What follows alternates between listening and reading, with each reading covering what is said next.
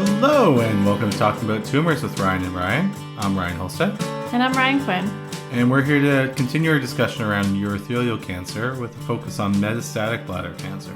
Hope everyone's getting excited for ASCO this year. We're both pretty excited for Chicago, and we're going to be testing out the ASCO daycare for the first time, which is a pretty good perk if anyone has kids that they want to bring to Chicago. So metastatic bladder cancer is a pretty aggressive disease with a poor 5-year overall survival. As some of you may know, there have been major changes to the treatment paradigm with a recent shift in the first-line treatment. As we reviewed last discussion, muscle-invasive bladder cancer does have a high risk of recurrence, especially when it's node positive. So many patients will present with recurrence after radical localized treatment. There's also a high risk of presenting with de novo metastatic disease. At the time of initial metastatic presentation, there may be challenging symptoms that need to be managed, especially with obstructive uropathy. And often management of the obstructive uropathy may precede the ability to initiate systemic therapy. Patients can also present with the exact same symptoms they would present with muscle invasive, especially with de novo disease. So hematuria can also be a medical management complication at the time of presentation. Often will require urology colleagues and to determine the need for ureteral stents, nephrostomies, or potentially the ability to just monitor if it's a unilateral asymptomatic obstructive nephropathy. We're going to be focusing primarily on urothelial carcinoma. As we mentioned, bladder can occasionally present with small cell cancer, which will be treated more along the lines of a small cell protocol. When the disease is metastatic, the most common sites of metastases are bone, liver, lung, and retroperitoneum. Rarely this tumor will go to brain. This is not a cancer that we consider to be oligometastatic, so if you do see one or two distant sites, we're going to typically treat with systemic therapy, except in rare circumstances. If you're presented with metastatic disease of unknown primary, often imaging will reveal a large bladder mass that will lead to our suspicion, but it's good to be aware of the immunohistochemistry profile. These tumors are most commonly GATA3 positive, CK7 positive, CK20 positive, also positive for P40 and P63. Notable negative findings will be PSA to rule out prostate cancer and PAX8, which will rule out renal cancer. GATA3, GATA3, is also positive from breast cancer, so if that needs to be differentiated, typically breast cancers are negative for CK20 and P63. There are also some more advanced novel immunohistochemistries, such as high molecular weight cytokeratin and uroplakins, which are a bit more specific to bladder cancer and can help differentiate if the primary is uncertain. Molecular testing is not well developed yet in bladder cancer. We don't have as many targeted therapies as we have in the GI, lung, or breast space. However, FGFR3 is a molecular target that is emerging with effective systemic therapy for it. We're going to be discussing the role of immunotherapy. However, PD-L1 testing has not been the most reliable of predictive markers in urothelial cancer. It may or may not be done depending on where you work. So up until recently, the first-line treatment consisted of cisplatin-based regimens, either MVAC or dose-dense MVAC, or cisplatin gemcitabine doublets. Cisplatin gemcitabine was compared to MVAC, which showed similar progression-free and overall survival, average of 14 months, as well as similar response rate. However, the cisplatin gemcitabine doublet had less toxicity, including less neutropenia, mucositis, and febrile neutropenia. So the cisplatin gemcitabine doublet tends to be preferred for many patients. Response rates were between 45 and 50%. The reduction in toxicity was quite significant, as we mentioned last discussion, with grade 3 or 4 neutropenic fever being 14% in the MVAC arm and 2% in the gemcitabine cisplatin arm. Mucositis of grade 3 or 4 being 22 versus 1%. And also, not insignificantly, alopecia being significantly reduced, with grade 3 or 4 alopecia being reduced from 55 to 11%. As with the localized setting, our preference is to use cisplatin if possible. In patients who are not candidates for cisplatin, but candidates for carboplatin, this may be substituted. There's been no randomized trials comparing these. Prospective evidence shows response rates of carboplatin being around 40%, with a median overall survival of 8 to 9 months. This median overall survival, although shorter than that in the randomized cisplatin trials, probably reasonable, as often these patients have greater comorbidities, which led to them being non-cisplatin candidates in the first place. So how less effective carboplatin is not entirely clear, but typically we would aim to use cisplatin if at all possible in clinical practice. So before we get into Enfortumab, Vedotin, and Pembrolizumab, which has recently emerged as the new standard of care, it's worth talking about where we had been up until approximately a year ago.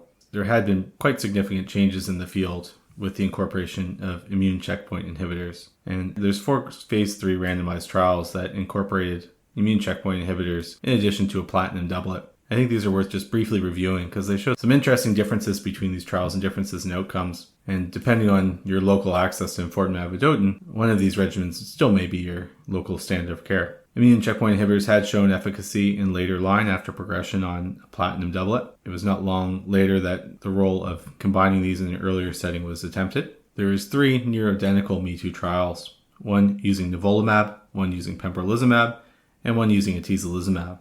I say near-identical because only the nivolumab trial, Checkmate 901, allowed only cisplatin-eligible candidates. Interestingly, this was the only trial of these 3 that was positive for overall survival. So this randomized patients to nivolumab, gemcitabine, cisplatin versus gemcitabine, cisplatin, with the platinum doublet being given for 6 cycles, and nivolumab continued indefinitely. This was powered for progression-free survival and overall survival as the 2 primary endpoints. This was a positive trial with a hazard ratio of 0.78 with a median overall survival of 21.7 versus 18.9 months. The Keynote trial and the atezolizumab trial were nearly identical to one another. They were both 3-arm trials, one with immune therapy alone, one with immune therapy plus a platinum doublet, and the control arm being a platinum doublet. The Keynote trial was open label using pembrolizumab, and the IMvigor 130 trial was placebo-controlled using atezolizumab. Both of these trials allowed for carboplatin or cisplatin based upon investigator discretion, and both of them had roughly 50% of patients that received carboplatin. Like the nivolumab trial, were both powered with a primary endpoint of progression-free and overall survival. Neither of these trials were positive for overall survival. In the case of the pembrolizumab, the hazard ratio for overall survival is 0.86, with a median overall survival of 17 versus 14 months. And in the case of the atezolizumab trial, the hazard ratio for overall survival was 0.98, with a median overall survival of 15 versus 13 months. So a couple things worth noting. In the Checkmate trial, the positive one using nivolumab, control arm lived for about 19 months, with overall survival being 14 and 13 months in the trials that allowed for carboplatin. So we're likely seeing a more fitter patient population in the one positive trial for overall survival. Due to this in the US, nivolumab was approved in combination with gemcitabine and cisplatin, whereas the other 2 agents did not receive approval. They did not show improvements in overall survival. Whether or not this is a true difference in efficacy of these agents or some unique features just between trial characteristics is less certain.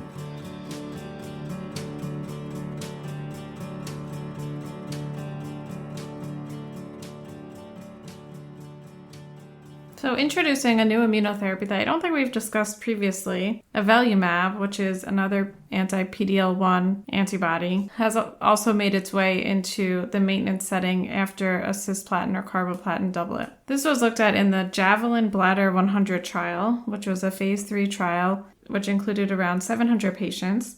The primary endpoint was overall survival. So this trial looked at patients who received a cisplatin or carboplatin-based doublet with gemcitabine, who had either stable disease, partial response, or complete response to chemotherapy, and randomized them to maintenance avelumab, 800 milligrams every 2 weeks for 1 year, versus best supportive care. So this was not placebo-controlled. The primary endpoint was overall survival, and in the most recent data cutoff at 3 years, the 3-year overall survival with the avelumab group was 36% versus 30% in the best supportive care group. Median overall survival was 24 months versus 15 months with a hazard ratio of 0.76. Looking at progression-free survival, the 3-year progression-free survival was 16% in the avelumab group versus 5% in the best supportive care group. The median PFS of 6 months versus 2 months with a hazard ratio of 0.54. Looking at post-protocol therapy, which is always important in these maintenance trials, the best supportive care group, the majority of them did receive subsequent treatment, about 70%, with approximately 50% of patients receiving a subsequent PD-L1 antibody. So due to these results, maintenance avelumab was approved and until recently had been standard of care after first-line cisplatin or carboplatin gemcitabine doublet. I think the maintenance approach to avelumab is quite interesting. We do something similar, of course, in stage 3 lung cancer when patients who are responding, then we incorporate the immune therapy. I think there's a lot of questions on how to best use these immune therapies. Are they more effective earlier or later, prior to or after systemic therapy? There's a lot of commentary that these immune checkpoint inhibitors are maybe less effective in patients who are post-progression after multiple lines of systemic therapy. However, this maintenance approach with avelumab does show that there certainly can be an improved benefit. and that maybe the patients who are most sensitive to systemic therapy are more likely to provide a benefit to ongoing immune checkpoint inhibitors. Interestingly, the median overall survival in the patients in the Javelin trial with avelumab who had a response or no evidence of progression after a platinum doublet was about the same as what was recorded in the initial Checkmate trial. Exact measurements of median overall survival have to be taken for granted because these patients had 3 to 4 months of a platinum doublet prior to the median overall survival being measured. However, 50% of the patients had carboplatin, and those patients did still seem to derive a benefit, which is not conclusively shown in either of the other checkpoint inhibitor trials that allowed for carboplatin in their design. So until recently, the discussion was a lot along the lines of, should we be initially starting with nivolumab, gemcitabine, cisplatin, or should we go with a maintenance approach? I think it's safe to say that many people who are using carboplatin up front would then use avelumab in the maintenance setting, and those who thought cisplatin up front was appropriate could decide between nivolumab being given concurrently or avelumab on the maintenance side. Although it would have been nice to have ongoing discussions around how to best use immune therapies in the setting, I think as we move into the more recent Enfortumab trial, which we'll talk about now, this is kind of more of a discussion in the history that may flare up again as we try to find better ways of using these in the earlier setting in other disease sites. Lastly, I'll just mention, between these 4 trials, 2 of which were nearly identical, a total of 3,500 patients were randomized. And it would be nice to see some better coordination between the different Me Too clinical trials. Try ask a slightly different or creative type of questions to better utilize all these patients who are being randomized. I think the Javelin trial did ask things in a different way and was certainly a valuable way of running the study. Between the Checkmate, Keynote, and Invigor, really the only question is, are patients who are only cisplatin candidates more likely to benefit early than those who are carboplatin candidates? And maybe there are some better ways to have coordinated those trials. So as we've discussed, within the past year, there has been a new frontline standard of care treatment for metastatic urothelial cancer with the combination of Enfortumab Vedotin and Pembrolizumab. So Enfortumab Vedotin is an antibody drug conjugate, so has a chemotherapy linked to an antibody, which theoretically makes it a bit more targeted with less systemic adverse events. The antibody is Nectin-4. Nectin-4 is overexpressed in 97% of bladder cancers and appears to have limited expression elsewhere, with weak expression reported in the skin, salivary glands, esophagus, and breast. Because of the high expression in bladder cancer, the low expression elsewhere, this did make for an effective target. It previously shown efficacy as a monotherapy and promising findings in a combination with pembrolizumab in patients who were not candidates for cisplatin led to greater interest of incorporating it in early stage. The chemotherapy used in this is monomethyl auristatin E, which is a microtubule inhibitor. A major side effect of this medication is neuropathy, which tends to be cumulative, as we've seen with other microtubule inhibitors, and tends to occur around 7 to 9 cycles in. There can also be ocular toxicity, such as retinopathy. Hyperglycemia can be a problem, pneumonitis, as well as some cutaneous side effects. 14%, which can be grade 3 or greater, and can include hand-foot syndrome. Other notable side effects include alopecia, seen in about half of the patients. Patients can have mild nausea, vomiting, or fatigue. And in addition to retinopathy, dry eyes is a common side effect, which may not be so life-threatening, but can be quite a nuisance. Given these side effects, if someone has severe baseline neuropathy or severe diabetes that's uncontrolled or creatinine clearance less than 30, you'd want to use caution with this drug. So this was published in a phase 3 trial looking at around 900 patients with untreated metastatic or locally advanced unresectable urothelial cancer who were platinum eligible, and randomized patients to pembrolizumab and Enfortumab Vedotin versus cisplatin or carboplatin with gemcitabine. So the study allowed cisplatin or carboplatin. Given the maintenance avelumab that we spoke about, this trial did allow for the addition of maintenance avelumab per investigator discretion. And about 30% of patients did receive maintenance avelumab. They did not require PD-L1 testing or Nectin-4 testing. As we spoke about, the antibody target for Enfortumab Vedotin is Nectin-4. The study did not require that, although they did have a subgroup of patients that they did test this for. It allowed all different histologies, obviously the most common being urothelial, although it did include patients with adenocarcinoma of the bladder or squamous carcinoma. The Enfortumab Vedotin was dosed at 1.25 milligrams per kilogram and given on a day 1 and day 8 every 21-day cycle. The study was stratified by the patients who received cisplatin or carboplatin, as well as patients with liver metastasis. They also stratified by PD-L1 if it was available, so CPS greater than or equal to 10 versus CPS less than 10. And the primary endpoint was progression-free survival and overall survival. So it had dual primary endpoints. As we've previously mentioned, when there's dual primary endpoints, we have to allocate our alpha between the two. And in this case, proportionally, the majority of the alpha was put towards overall survival, was 0.05 for overall survival, and 0.005 allocated to progression-free survival, with 90% power. Another thing to mention is that this study did allow for upper tract cancers.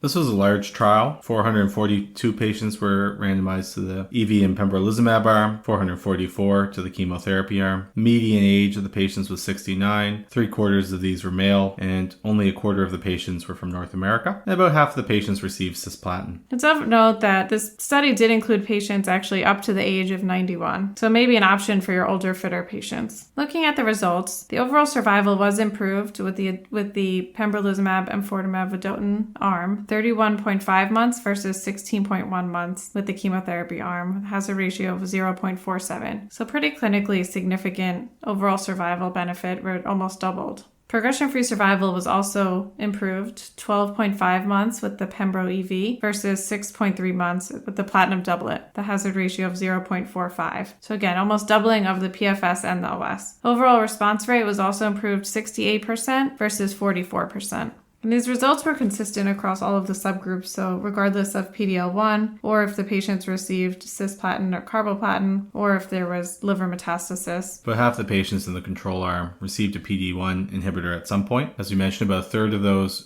received avelumab as maintenance, and the remainder would receive at time of relapse, which would be considered a standard second-line option. Major toxicities of note would be that 50% of patients in the Enfortumab Vedotin arm did have some degree of neuropathy, with about 7 of them having grade 3 or greater. The other major grade 3 or greater toxicity was hyperglycemia, seen in 5% of the patients. The other major toxicities in the Pembrolizumab, Enfortumab Vedotin group were alopecia in about 33%, rash in 32% with around 8% grade 3, diarrhea in 27% with about 4% grade 3, and actually a higher amount of patients in the Pembrolizumab EV group discontinued due to toxicity than in the chemotherapy arm with 35% versus 18.5%. So although this is a antibody drug conjugate, which we like to think are a little bit less toxic, this still is a fairly toxic regimen. Part of the confounder with the degree of toxicity is where this is given continuous and does have an accumulating neuropathy.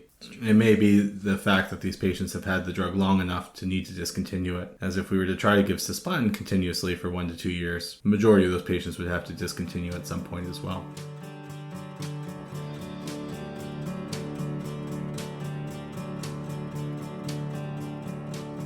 So I think with such an improvement in overall survival, even though the control arm didn't have a doublet immune therapy from the get-go, the significant improvement in survival does make this objectively an improvement in our standard of care for bladder cancer. Although prior to this trial there were a lot of questions. Should we use a triplet with immune therapy from the get-go? Should we consider a maintenance approach? Should we just wait until the time of progression to use immune therapy? I think this clearly shows we can give an effective regimen to improve outcomes in our patients beyond what were accepted prior to the study. Some of the questions that I have, though, based upon this study is, one, when we talk about immune therapy, we think about the tail of the curve of the patients with long-term remission. I don't think we have enough mature data. This is still a relatively recent study, so that will still yet to be seen. Another question is, does the Enfortumab Vedotin need to be continuous? Can we get by by maybe using this as an attenuated number, like 6 cycles, 12 cycles, or what have you, especially given the accumulating neurotoxicity, which likely can lead to permanent neuropathy, and not to mention the incredible price, which right now quoted in the United States is $15,000 on average per infusion, assuming a 70 kilogram patient. And understanding this is a day 1 and day 8 cycle, that's $30,000 per cycle just for the Enfortumab Vedotin alone. I wouldn't be surprised to see if some intergroup studies or pragmatic trials come out later on, seeing if we can get as good outcomes with a reduced course. So before we get into second-line therapy, just a brief note about our frail patients that the Enfortumab, Vedotin, Pembrolizumab might be too toxic, as well as patients that are not eligible for cisplatin or carboplatin doublets. If you have a patient that's very frail, there is a consideration for single-agent pembrolizumab. This has not been studied in large phase 3 trials. However, there was a phase 2 study, Keynote 052, which looked at patients that were not eligible for cisplatin or carboplatin. This was published before the Enfortumab Vedotin study. This study included elderly frail patients. 30% of them were over the age of 80. The overall response rate was higher if the CPS was greater than 10, 47%. If the CPS was less than 10, it was 21%. And the average overall survival was 11 months. So this could be an option for our older, frailer patients. Now, talking about second line, for patients getting pembrolizumab, Enfortumab, Vedotin up front, could consider cisplatin or carboplatin gemcitabine in the second line setting. For patients getting cisplatin, carboplatin, gemcitabine up front, then you have the option of either immune checkpoint inhibitor or Enfortumab, Vedotin in the second line setting. Some old-fashioned chemotherapies that have been studied as single agents, which should be considered sequentially, include taxanes, such as paclitaxel or docetaxel, and pemetrexed, both which have shown evidence for efficacy in the later line setting. Some novel agents that have moved into this space include sacituzumab govitecan, the same drug that we've used and discussed in our triple-negative breast cancer discussion. In later line setting, with the phase 2 trial, this has shown an overall response rate of 28% with a median overall survival of 5 months. In patients who express FGFR3, erdafitinib has shown benefit after immune checkpoint inhibitor combination, and this was studied in a randomized control trial versus either docetaxel or vinflunine, another anti-microtubule agent. And in this trial, for patients who express FGFR3, median overall survival was improved from 7.8 to 12 months. We've previously discussed the FGFR inhibitors, and they have toxicities such as hand-foot syndrome, stomatitis, hyperphosphatemia, and retinopathy. So I think that wraps things up, so let's get to some bottom lines. What has recently emerged as a new standard of care in the first-line setting for metastatic urothelial cancer is the antibody-drug conjugate Enfortumab Vedotin plus pembrolizumab. This has shown superiority to a platinum doublet. I think as new studies come out, we'll likely find a way to optimize the efficacy and minimize the risk of neuropathy. If you do not have this doublet available to you, or if your patient's not a candidate, a platinum doublet, either with nivolumab if the patient's a cisplatin candidate, or with maintenance avelumab after initial carboplatin or cisplatin doublet given for 6 cycles, and responders or stable disease would be an alternate option. Toxicities to look out for with Enfortumab Vedotin, since it is a newer agent, are neuropathy, as we said, retinopathy, pneumonitis, hyperglycemia, as well as rash and other cutaneous reactions. For frail, older patients, you can consider single-agent pembrolizumab if you're concerned about toxicities with the Enfortumab Vedotin, or patients that are platinum ineligible. Beyond first-line therapy, you may consider either a platinum doublet if the patient has not yet been exposed to that, immunotherapy alone, Enfortumab Vedotin alone, sacituzumab govitecan if you have access to it, and if the patient is positive for FGFR3, consideration of erdafitinib. Beyond that, there are still single-agent chemotherapies that have shown efficacy and should be considered in patients who remain candidates after initial progression. These include pemetrexed, docetaxel, other microtubule inhibitors. So I think that's all we have to say about metastatic urothelial cancer. Clearly have a lot more work to do in this area. However, we've had a lot of changes in the past year, so pretty exciting. I think it's certainly good to see a new combination significantly improve the overall survival of these patients. Still remains a very morbid disease, and I think we're seeing new ways of treating it, and hopefully we continue to see new ways emerge as we better understand how to best utilize immune checkpoint inhibitors and the novel anti-drug conjugates in the setting. Can't wait to see everyone at ASCO. And for those of you who will be there on Monday afternoon, we'll be presenting a poster about the podcast at the education poster session. Please stop by if you're there. Take care and have a good night. Stay cool. Bye for now.